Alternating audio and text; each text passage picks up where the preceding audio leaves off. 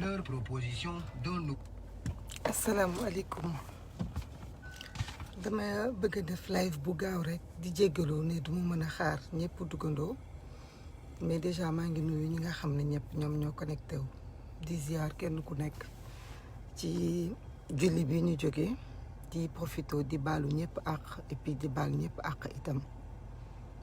di wax ne suma kàddu yi ma bëgg a yëkkati léegi c'est juste pour waxtaan tuuti ak sénégalais yi ak sénégalaises yi surtout jeunesse bi mais surtout parents yi itam ñun lépp lu ñu waroon a wax ci feebar bi di coronavirus wax nañu ko responsabilité yi partagé nañu ko gestion bi analysé nañu ko à chaque fois depuis daaw matuwaay bu ci nekk rek li ci am bokk nañ ko ak nit ñi waxtaanee ko par contre dafa am loo xam ni moom moo am jamono ji li am mooy dañoo am troisième vague ñu koy woowee variant delta am na ñu bare ñoo xam ni vraiment xol bu naqari la ñu am bu ñu déggee ba tey jii nanguwuñu gëm ni coronavirus am na ba léegi am na encore des gens qui continuent de douter de ça que ñu nekk ci réew moo xamante ne lépp dañu koy débat lépp dañu koy laam-laame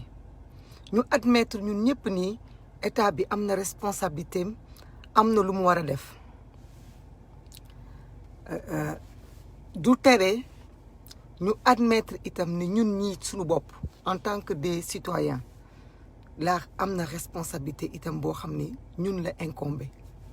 tey nag heure waxante dëgg tuuti dafa jot ngeen baal ma ko nag ngeen baal ma ko parce que dañu jóge ci julli di baalonte ak parewuñu mais ay nit bu ñu bëggantee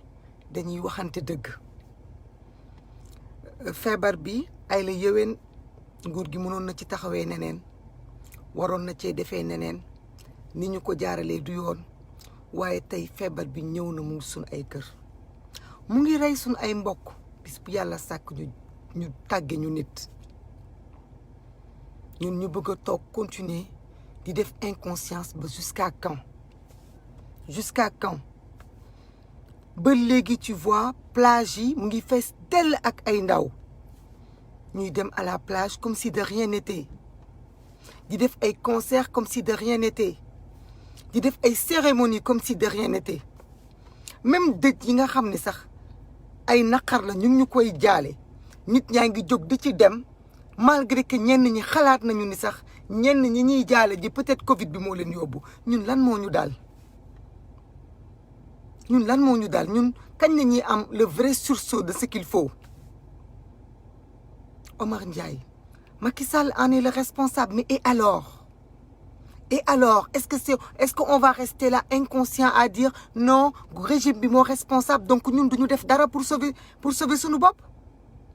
pour sauver suñu askan pour sauver suñu njaboot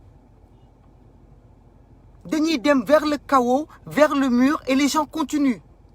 te kenn du bàyyi dara kenn si ñun du bàyyi dara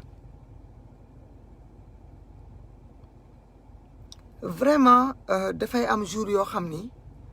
on n'a pas envie de se battre dañuy sonn on a envie de laisser tomber parce que on se dit mag mu nekk mooy faj boppam am na loo xam ne nag nit warul nangu bëgg bañ boppam ba di ci egsi hôpitaux yëpp a fees kër yi ñëpp a feebar jusqu'à présent on voit des Sénégalais yoo xam dañuy feebar naan damaa grippe damaa palu tout sauf accepter ni peut-être que dañu Covid ñu nekk dans ce déni de cette maladie-là l'heure est très très grave jël leen seen responsabilité li lay war a sóoli ni ñu waxante dëgg mënuloo bëgg a xeex politique pour mbir yi changer bëgg a xeex ay jikko pour mbir yi changer nga ne yow doo xeex coronavirus ndogalu yàlla la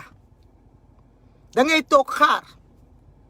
ku ku ci yàlla namm mooy dee kooku ku koy wax kon bul def dara ci sa àdduna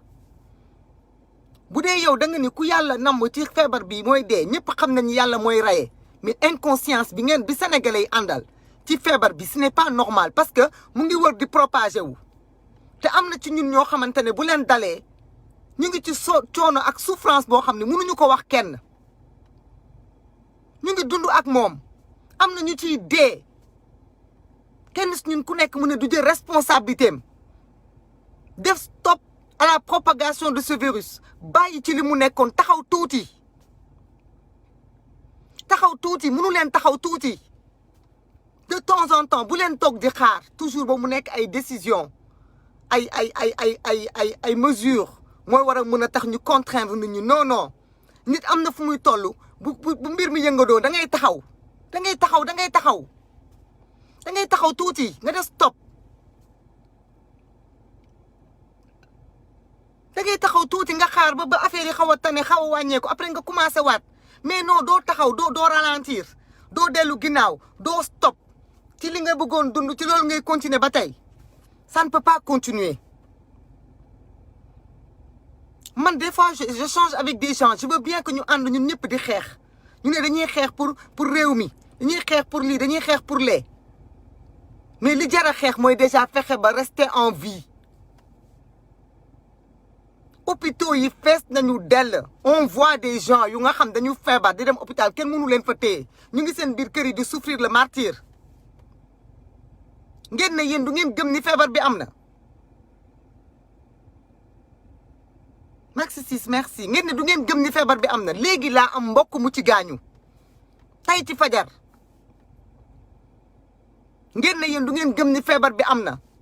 ñii di continuer di théorie di complot ñii di continuer naan nguur gi la ñii di continuer ku nekk di jiñ ki ci des mais ak nu mun ci demee responsabilité nit ñi la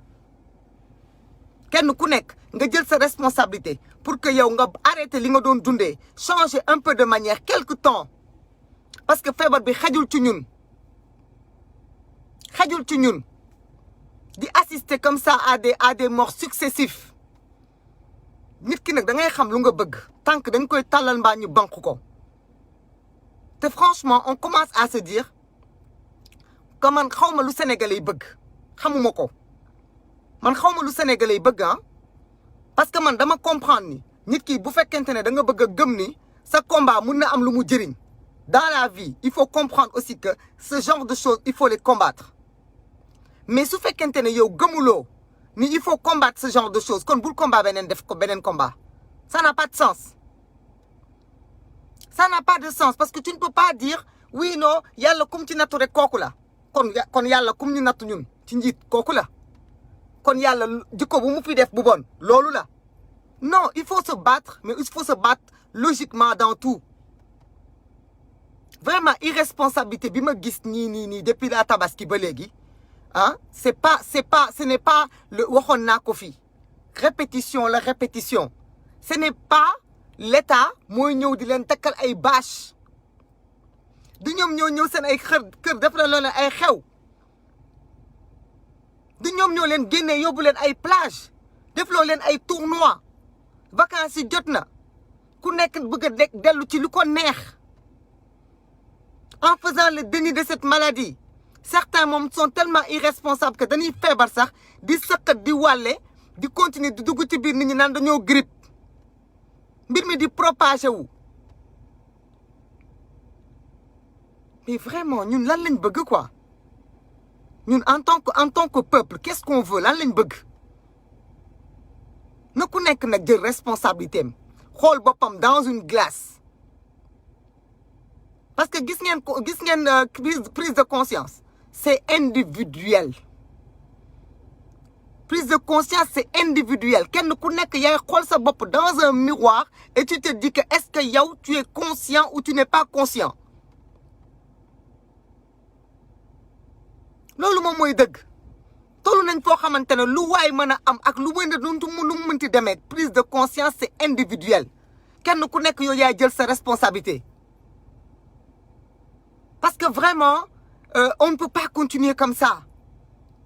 on ne peut pas rester dans ce déni-là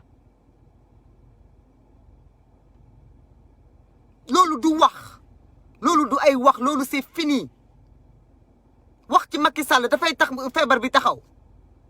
ah Macky Sall moom moo def tournée Macky Sall moo ko propagé alors Omar Ndiaye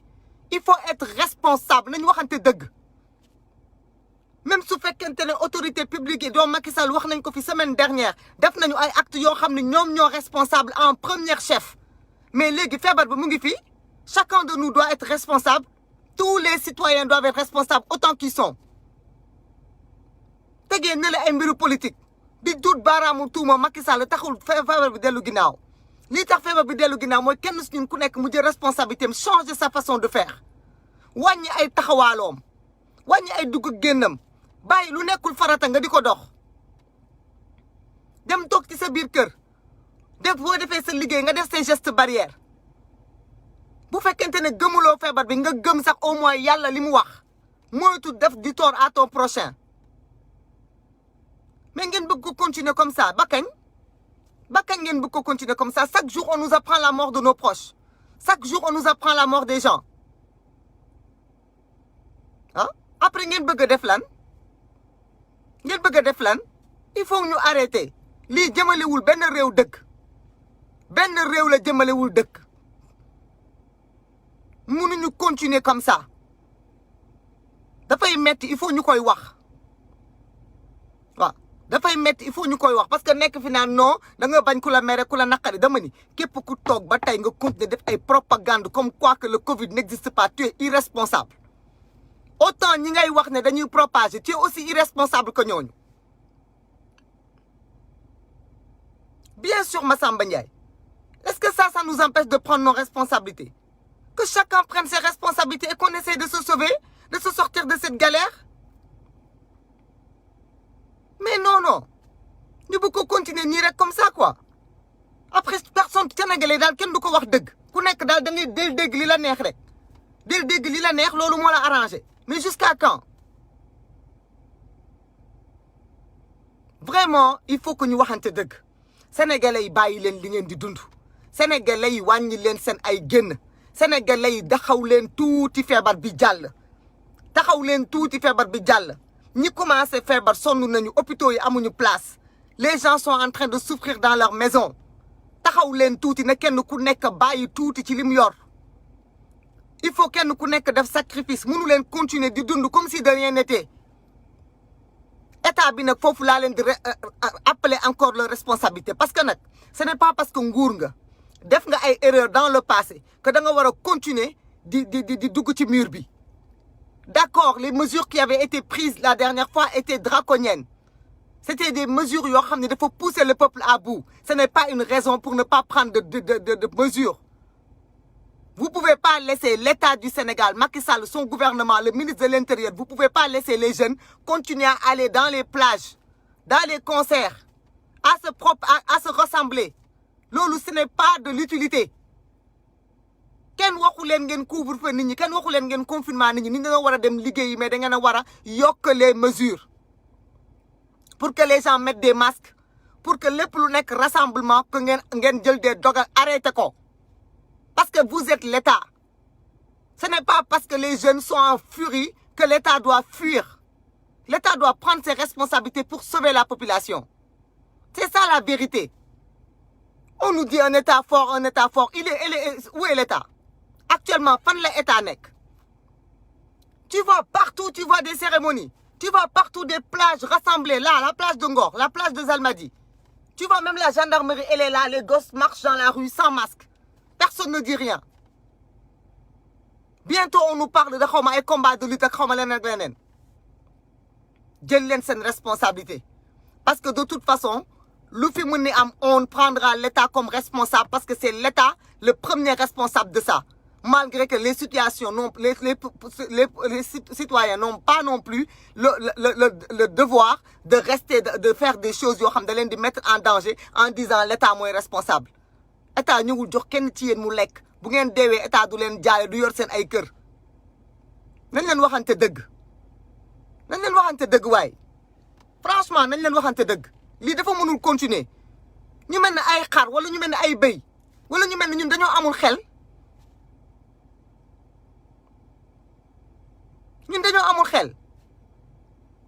nan ngeen bëggee ñun àdduna respecté ñu àdduna respecté ñu ñun on est là ñun on ne peut même pas rentrer dans notre tête l'existence d'une maladie, d'une pandémie mondiale. On continue de dire que c'est une invention. Foog ngeen ni tubaab bi li arrangé na leen foog ngeen loolu ñu nga xam ne seen àdduna yëpp dañ ko def te ñoo liggéey ba passé liggéey léegi ils parlent de leur passion, de leur divertissement et ils ont tout arrêté pour survivre, pour pouvoir passer, être là demain pour raconter ça. On continue ñun yàlla dimbali ñu boobu ba léegi yàlla dimbali ñu boobu ba léegi ak sunu ay système de vie à chaque fois yàlla dimbali ñu ñun amuñu ci perte yi ñu ci waroon am léegi ñu jàkkaarloog benn delta boo xamante ne c'est extrêmement contagieux ñu ne nit ñi duñu accepter ni c'est grave.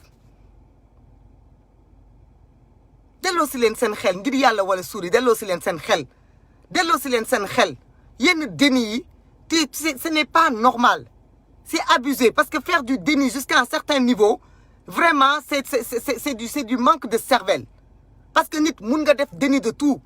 mais tu ne peux pas faire un déni de quelque chose qui est là. Quelque chose bu nga xamante ne koo yaakaar ci àdduna moo xam kilifa diine la moo xam kilifa aada la nangu na ko mu ngi koy moytu. yow nga ne pour yow ça n'existe pas. Il faut arrêter. C'est très fatigant, Ardo Faris. C'est très fatigant. Comment on peut ne pas croire au Covid-19 actuellement, ni? Comment on peut ne pas y croire?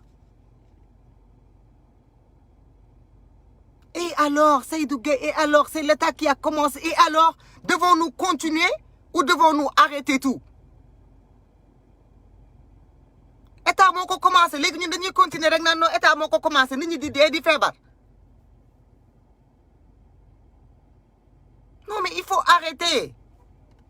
Abdou Traoré, il faut arrêter. Il faut arrêter. Ça, c'est un discours périmé qui est inacceptable de penser que le Covid-19, c'est une farce mondiale. Non, mais il faut arrêter. Quelle farce mondiale? Quelle farce mondiale? Vous pensez que le monde va s'arrêter pour la propagation d'un virus? Non, mais il faut arrêter, ouais, franchement. Il faut arrêter. Nous, on ne peut pas, nous, ben espèce humaine, on vit en autarcie, ci suñu ben quoi. Lolu ngeen yaakaar que yéen Sénégal am ngeen xam-xamu yéen aduna bi yépp nangu dara yéen ngeen ne loolu amul. Ah, parce que am na fu ngeen ko teg. Théorie du complot, mais arrêtez leen. Vraiment arrêtez leen quoi. Arrêtez leen. Ku ne loolu ngeen gëm. Ku gëm ni da jarul xeex, jarul moytu, bul xeex dara. Bul xeex dara demal nga tëdd nga nelaw bul changer président bul fal maire bul folli député bul xeex jikko bul xeex dara demal nga tëdd nga nelaw nga xaar yàlla loolu mooy dëgg. nit ki da ngay cohérent nit ki da ngay cohérent munoo ne non damay xeex pour lii mais leneen ñëw nga ne non lii nangam ndogalu yàlla la da ngay cohérent soit tu te bats pas. bu ñu demee ba xalif général des Mourides joxe ndigal ne nit ñi takk masque ah xalif général des Tidiane sonn na nekk ci tëjum jàkka ji boobu ba léegi yàlla jox ko dëgg nag mu te takk boobu ba léegi mu continuer di def ay ñaan di def li mu gëm ak li mu yaakaar yéen ngeen toog fii naan non feebar bi daal non loolu c'est pour diminuer la population mondiale xawma lan ak lan yow bañ bu dee c'est pour diminuer la population mondiale yow fexeel ba boobu bokk ci ñi ñuy diminuer bokk ci ñi ñuy diminuer c'est de l'inconscience. Maintenant l'État du Sénégal nous vous attendons live bi du gudd parce que xol bu jeex la ñu am ak naqar bis bu yàlla sàkk ñu ñuy tàggee ay nit ñu xam te xam nañu bu baax ne feebar bi moo leen yóbbu te xam nañu ni c'est des choses qui pouvaient être évitées d'accord. État du Sénégal président Macky Sall yow la ñuy waxal ak ñi la yilif ay la yéwén ak lu dëkk bi mën a ñàkk liggéey ak lu xale yi nekk en cran ak lu xale yi nekk en désespoir vous avez le pouvoir entre vos mains de protéger le peuple sénégalais et toutes les populations autant qu'elles sont. Il faut prendre des mesures dès demain. Remettre les forces de l'ordre dans la route pour sensibiliser et pour encourager les Sénégalais à mettre des masques sans violence. Interdire toutes sortes de rassemblements yoo xamante ne ce n'est pas indispensable. Des concerts qui tëgg nañ ma baalal nañu ma baalal. Ce n'est pas parce que musique c'est pas important mais dama ni à l'heure de la survie am na leneen lu ñu tal lu dul ay mbumbaay ki musique ki concert. Yaa ngi dégg bu ñu demee ba mën a tëj ay juma bisu julli ay nit julli jiwuñu war a mën a tëj ay stade ki ay leneen. Loolu moom mooy dëgg président Macky Sall takkal sa fit bi nga jël say responsabilité. Takkal sa fit nga jël sa responsabilité. Bu la sa population ay ndaw yi kese xoqatalee tiital la ba nga mettre en danger toute une des espoirs ay nit ñoo xamante ne xajoon nañ ci seen biir kër yi di dee ndax lan parce que xale yi joxoo leen xëy joxoo leen gontu parce que ragal nga leen. Jëlal sa responsabilité nga jël des décisions qu'on attend d'un chef de l'État. Loolu moom mooy dëgg. Vous êtes le chef d'État. Quel que soit Alpha, ñun quand on n'est pas d'accord, on vous dit on n'est pas d'accord. Quand vous prenez des couvre-feux, on vous dit arrêtez les couvre-feux, c'est pas important, c'est pas bien. Mais les rassemblements, il faut les interdire. Il faut les interdire. Il faut interdire toutes sortes de rassemblements jusqu'à nouvel ordre. Toutes sortes de rassemblements. On n'a pas besoin de confinement. Parce que les Sénégalais, les gens sont fatigués. On n'a pas besoin de couvre-feu parce que ça va pousser les gens à se dépêcher de se déplacer la journée. Loolu yëpp dund nañ ko xam nañ ne marché wul. Lii marché mooy interdire tout rassemblement. Ba ci dëj. D'accord? Ba ci dëj interdire tout rassemblement. Loolu moom mooy dëgg. Jusqu'à nouvel ordre. Parce que y a une nouveauté. Il y a le variant Delta qui est ici. Qu'est-ce que c'est dindi. Donc vraiment, ça me fait mal au cœur. Je suis désolé bu baax a baax ci kaddu yi ñu mu mën a heurter mais ñu nga xamante ne am nañu responsabilité bu ko partager nañu ko partager ñi nga xamante ne aussi am nañu responsabilité war a taxaw wax dëgg quand il le faut nañu wax ak seen ay njaboot nañu wax ak seen ay ñoñ nañu wax ak seen i militants nañu wax seen ay xarit na ku nekk wax jël responsabilité am. Parce que vraiment, l'heure est à ça. Abdou Traoré, moi, c'est pas mon problème que vous quittez la page. Adieu, au revoir. Ça, c'est pas mon problème. Franchement, man waxuma pour lu neex nit ak pour lu naqari nit. D'accord? Loolu laa amoon lu ma ciy wax di profito nag di jéggalu ñëpp. Ah, Astou Yoroba maa ngi lay ziar di jéggalu ñëpp di baalu ñëpp ak itam di baal ñëpp ak. D'accord? Donc tey lu may ñaan mooy ne président Macky Sall ak gouvernement am jël seen ay responsabilités pour sauver ce peuple-là. Et que ce peuple-là aussi aide à se faire sauver. D'accord? Loolu moom mooy dëgg. Na peuple bi dimbali boppam. Dimbali boppam mooy li ngeen di dox te amul farata. Ngeen arrêté ko. Ngeen toog. Ngeen dal tuuti. Toog leen dal leen. Taxaw leen tuuti. Toog leen dal leen. Taxaw leen tuuti. Feebar baa ngi ci biir kër yi. Taxaw leen tuuti. Ça vous coûte quoi? Lan la leen di wàññi ngeen taxaw tuuti. Lan la leen di wàññi ngeen taxaw benn 1 mois. Lan la leen di wàññi da ngeen di dee. Su ngeen demul plage da ngeen di dee. Su ngeen demul ngénte demu leen xew da ngeen di dee. Lan la leen di wàññi. Ah bu ngeen demul ci ay xew demu leen ci ay rassemblement lan la leen di wàññi. Pendant un petit moment. On vous a pas dit éternellement mais un petit moment. Taxaw leen tuuti. C'est ça qu'on vous demande. Population sénégalaise taxaw leen tuuti. Ah taxaw leen tuuti. Am na lu am xamu leen jaaxle nañ duñ ma ne hôpitaux yu fees na taxaw leen tuuti taxaw leen tuuti ko ëpp lu am looy def nanga ko taxandil taxaw leen tuuti ngeen arrêté tuuti benn un petit moment ah benn petit moment ngeen arrêté ko comme ça au moins les gens puissent observer hôpitaux yi mën a nooyiwaat médecins yi mën a faj nit ñi ñu mën a comprendre taxaw leen tuuti. Vraiment, c'est aussi compliqué que ça. Après, l'État doit prendre des policiers pour nous nekk seen ginnaaw pour di leen obliger ngeen taxaw. Ku nekk ne doo bàyyi dara.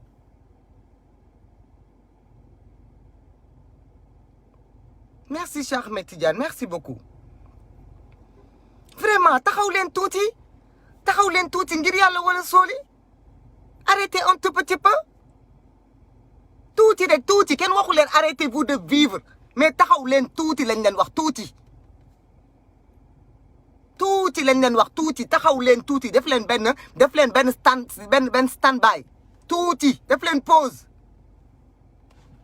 pause tuuti feebar bi hôpitaux yi dafa fees nit ñi dañu feebar amuñu fu ñuy fajoo oxygène amul place amul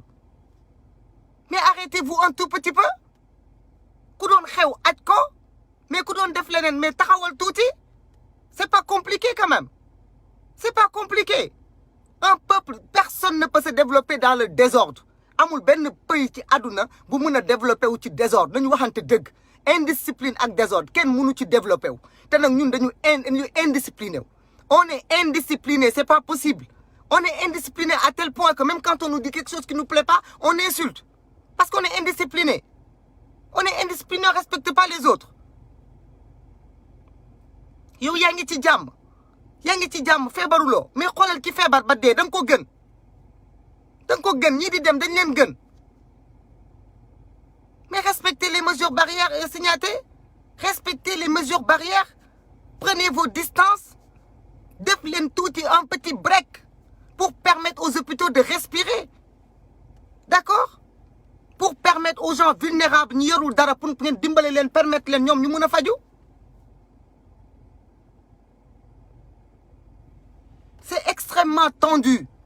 c'est extrêmement tendu seen gëm ak seen ñàkk gëm du fi jëlee feebar bi nekk leen nit da ngeen di nite ngeen nekk nit seen gëm ak seen ñàkk gëm mënta dindi feebar bi ci àdduna bi ok lenn ngeen ci munul lu dul taxaw tuuti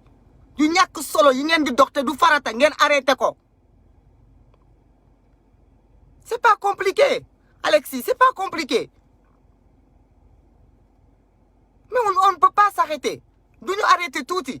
ku nekk ne doo ma bàyyi dara non man damay dem plage damay dem marché damay dem lii di wajji kenn ku nekk di tëll bu ñu waxee non kii moom moo defoon lii non kii moom moo defoon lii ba kañ ban genre peuple lañu am ñun on demande que ñëpp wax mais li ñuy demander surtout mooy population bi dañu jël seen responsabilité nañu taxaw tuuti balaa nga naan naam ne fa ñi nga xam ne seen yoon nekkul sax ci feebar bi ñu ngi dee parce que dañuy dem hôpital amuñu place ak leneen ay boîte de nuit ay restaurant ay xawma lan ak lan mais tout ça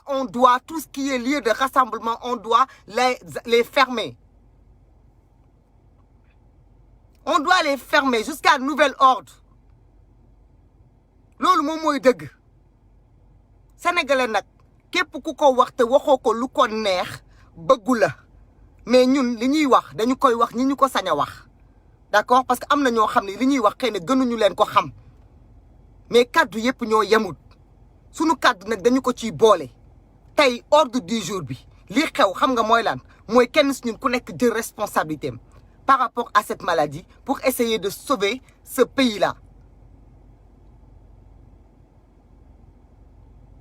Président Macky Sall jëlal sa responsabilité takkal sa fit nga jël les décisions yi nga war a jël pour sauver ce pays-là d'accord couvre-feu amul njëriñ def nit ñi comment on dit ça encore confinement amul njëriñ parce que le peuple est pauvre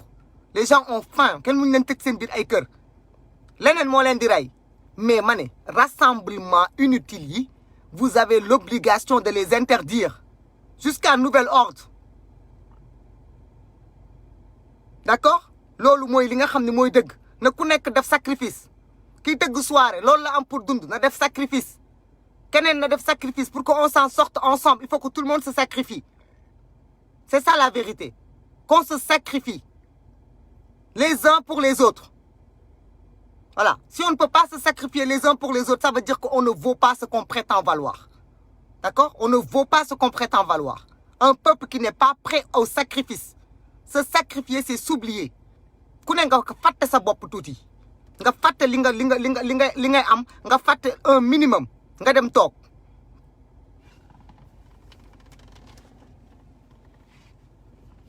donc vraiment maa ngi jéggalu bu baax a baax di profito di jaal suma ay mbokk yu nga xam ne wàññeeku nañu fi tey ak démb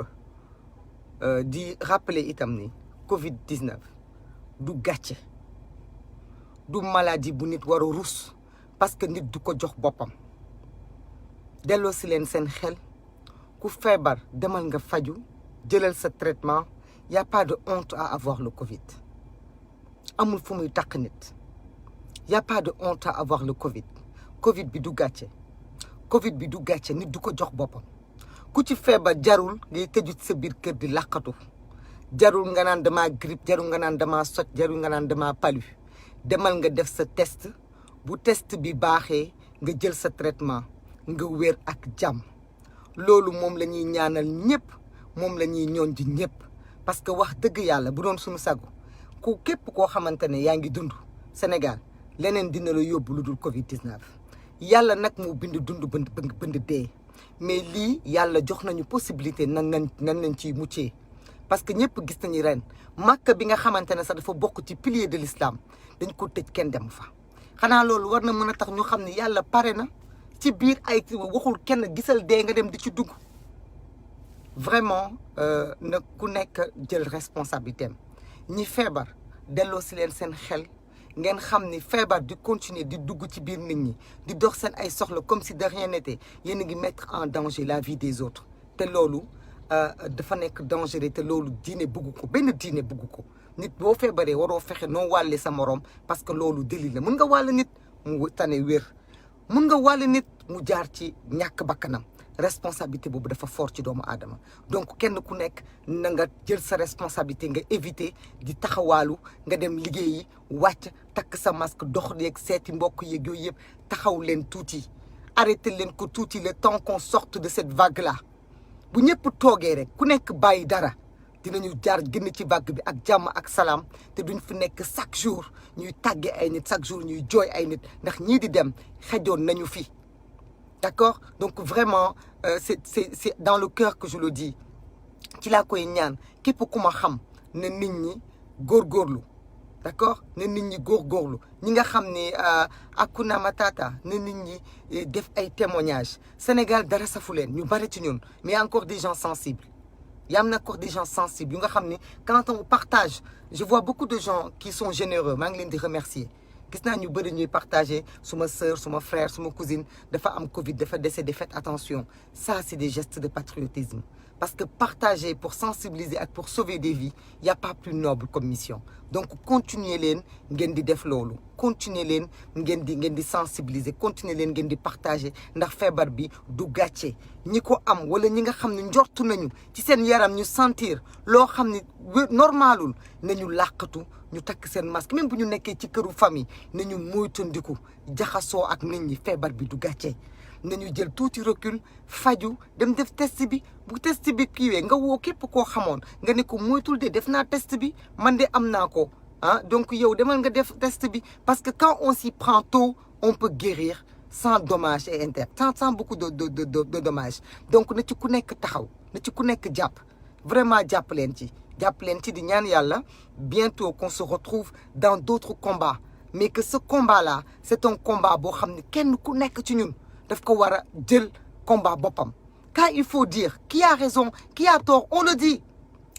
qui a tort mais aujourd'hui ce qu'il faut dire c'est que nous autres populations sénégalaises nous devons aujourd'hui prendre notre responsabilité et montrer que ni on peut sortir de ça je sais qu'il y a des gens yoo xam ne am na fu ñu ma teg tuuti am na ñu ma respecté wala am na ñu am ci man cofeel ñooñu lay ñaan bu fekkee ci seen biir am nañu sceptique par rapport à cette maladie nañu ma gëm